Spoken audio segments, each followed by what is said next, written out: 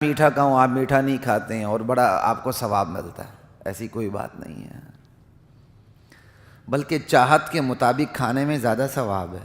ہاں تو کھائیں طریقے سے، آخری کھانا سمجھ کے نہ کھائیں، آخری نماز سمجھ کے نماز پڑھیں لیکن آخری کھانا سمجھ کے نہ کھائیں۔ آپ اپنی چاہت کے مطابق کھانا کھائیں گے، آپ کی نظروں میں حرص نہیں ہوگا، آپ دل سے اللہ کا شکر ادا کریں گے۔ سمجھے بات کی؟ آپ دل سے اللہ کا شکر ادا کریں گے۔ چائے پینے کا موڈ، آپ جوس لے کے بیٹھ جائیں، وہ تو بات تو نہیں ہوگی نا۔ اس لیے مہمان سے اس حد تک تو پوچھا جا سکتا ہے کہ اس کی دلچسپی کیا ہے، بس زیادہ سے زیادہ، وگرنہ مہمان کو کھانے سے کے لیے روکنا، جی آپ کیا لیں گے؟ نہیں کچھ کھا تو لینا، نہیں آپ کچھ تو پی لینا، چلیں کوئی بات، آئندہ آپ نے ضرور آنا ہے، پھر میں آپ کو کیا کہتے ہیں یہ نہ کرنے نہیں دوں گا۔ ہمارے ہاں پوچھا اس لیے جاتا ہے تاکہ مہمان نہ کھائے، ہمارے ہاں پوچھا اس لیے جاتا ہے۔ کھانے کے ٹائم ہم چائے کا پوچھتے ہیں، چائے کے ٹائم ہم پانی کا پوچھتے ہیں، اور پوچھتے بھی کن سے ہیں؟ جن سے کوئی تھوڑی بہت امید ہو۔ گاڑی میں آیا تو اس سے پوچھنے کا انداز الگ ہے، سائیکل پر آیا تو اس سے پوچھنے کا انداز الگ ہے۔ ہماری مہمانی جو مطلب اس کا تعلق کیا کہتے ہیں ہمارے میزبان کے ساتھ، مہمان کے ساتھ ہوتا ہے۔ ہماری میزبانی کا سنت رسول کے ساتھ نہیں ہوتا کہ کھانے کا وقت آیا، یار امیر ہے غریب ہے بٹھا دوں اس کو، نہیں، ہماری میزبانی کا تعلق مفادات کے ساتھ ہوتا ہے۔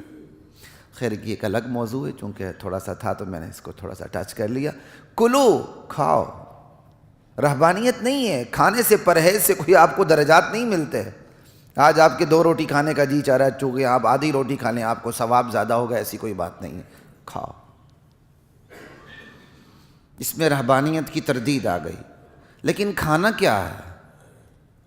مادر پدر آزادی نہیں ہے کسی کو کہ بندہ جو مرضی کھا لے۔ کہ من الطیبات، رسولوں کو خطاب کر کے پوری امتوں کو سمجھایا جا رہا ہے، تمام امتوں کو خطاب کر کے پھر اس آخری امت کو سمجھایا جا رہا ہے کہ اللہ کے یہ قوانین ناقابل تبدیل ہیں۔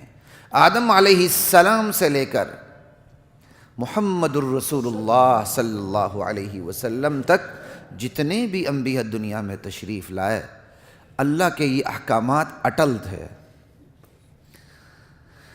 نبی کوئی فلسفی نہیں ہوتا کہ آج اس پر یہ راز کھلا تو اس نے اپنی پرانی بات تبدیل کر دی اور اس نے ارتقائی مراحل طے کر لی۔ ہمارے ہاں یہ ارتقائی مراحل طے کرنا کبھی عجیب فتنہ ہے۔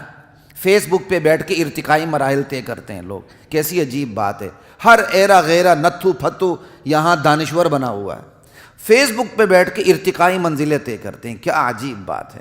جن کو قدم قدم پہ پوچھنے کی ضرورت ہے وہ دانشوری بکھیرتے ہیں، یہ کیا بات ہوئی؟ انبیاء فلاسفہ نہیں ہوتا ہے کہ ارتقائی منزلیں طے کرتے ہوئے ان پر آج یہ ایک راز کھولا، پھر جو پچھلی بات تھی اس کی تردید کر دی، پھر آگے چلے گئے۔ نہیں، تمام انبیاء کو جو اللہ نے احکامات دیے، بنیادی احکامات شریعت کے ایک ہی تھے، درمیان میں تبدیلیاں ہوتی رہیں۔ اللہ کی توحید وہی تھی، نبی کی نبوت وہی تھی، رسول کی رسالت وہی تھی، عقیدہ آخرت وہی تھا، جزا سزا احتساب ان میں کوئی تبدیلی نہیں۔ طریقہ کار میں فرق ہو سکتا ہے، اعمال میں، نماز آپ نے اس ٹائم یوں پڑھنی، اتنی رکعتیں پڑھنی، روزہ یوں رکھنا ہے، اس طرح رکھنا ہے، دیگر امتوں میں وہ اس میں تبدیلی آ جائے، بنیادی احکامات میں تبدیلی نہیں ہوتی۔ کہ من الطیبات، پاکیزہ چیزیں کھانی ہیں۔ یہاں تردید آ گئی دنیا کے تمام ان لوگوں کی جو آسمانی مذاہب پہ یقین نہیں رکھتے، جو چیز آئے کھا جاتے ہیں، مینڈک کھا گئے، چھپکلی کھا گئے، سب کچھ کھا گئے۔ جو گرافک چینل پہ دیکھتے ہیں نا کیسے دکھا دکھا کے کھا رہے ہوتے ہیں، ان بندے کو گھن آ رہی ہوتی ہے۔ تو دو انتہاؤں کے درمیان اسلام کی جو راہ ہے وہ اعتدال والی، ایک انتہا ہے پاکیزہ چیزیں نہ کھانا، دوسری انتہا یہ پاک ناپاک جو ملے ہڑپ کر جانا۔ اسلام ان دو انتہاؤں کے درمیان ہے، کھانا ضرور ہے، صرف پاکیزہ کھانا، من الطیبات۔ نہیں بات کی۔ پھر طیبات کس کو کہتے ہیں؟ طیبات تو ایک وہ چیز بجائے خود پاک ہو، ایک، اور پاکیزہ طریقے سے حاصل کی گئی ہو. دو تو آج کل سوشل میڈیا پہ عجیب بات لوگ بات کرتے رہتے ہیں. کہتے ہیں جی وہ پتہ نہیں کیا جملہ ہے کسی کو آتا ہو تو کہ حرام کمائی کرتے ہیں لیکن سود سے بچتے ہیں یا شراب سے بچتے ہیں، حالانکہ دونوں حرام ہیں. اس قسم کی کوئی بات چلتی ہے. بسا اوقات بعض باتوں سے دین کی قدر کم ہوتی ہے لوگوں کے دلوں میں. ان چیزوں سے بچیں. کسی نہ کسی طرح بندہ اس بات سے وہ دین پہ حملہ آور ہو رہا ہوتا ہے اور ہم اس کو آگے فارورڈ کر رہے ہوتے ہیں. ان چیزوں سے اپنے آپ کو بچا کے رکھیں. جیسے آج کل لوگوں کا ایک رواج ہو گیا ہے کہ وہ دیندار کی ہمیشہ غلط تصویر سامنے پیش کرتے ہیں، لبرل اور سیکولر کی ہمیشہ اچھی تصویر سامنے پیش کرتے ہیں. وہ لبرل ہوگا، سیکولر ہوگا، اس کو بڑا نیک نیت بنا کے پیش کریں گے. ایک اجنبی ہے، اس کی بیوی سے، کسی کی بیوی سے تعلقات ہیں، وہ تعلقات بڑی نیک نیتی پر مبنی ہوتے ہیں. جی بڑی نیک نیتی پر مبنی ہوتے ہیں. آپ کی تمام کہانیاں، ڈرامے، فلمیں اسی کے اوپر ہیں. یہ عجیب بات ہے. ایک اجنبی ہے، اس کا تعلق کسی کی بیوی سے اور وہ بڑی نیک نیتی پر مبنی ہے. اور خود میاں بیوی کے درمیان جس میں حلال تعلق ہے،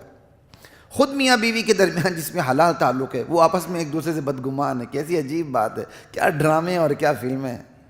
انا للہ و انا الیہ راجعون. کلوا من الطیبات واعملوا صالحا. طیبات خود بھی پاک ہو وہ طیب، اور اسے حلال طریقے سے بھی حاصل کیا گیا ہو.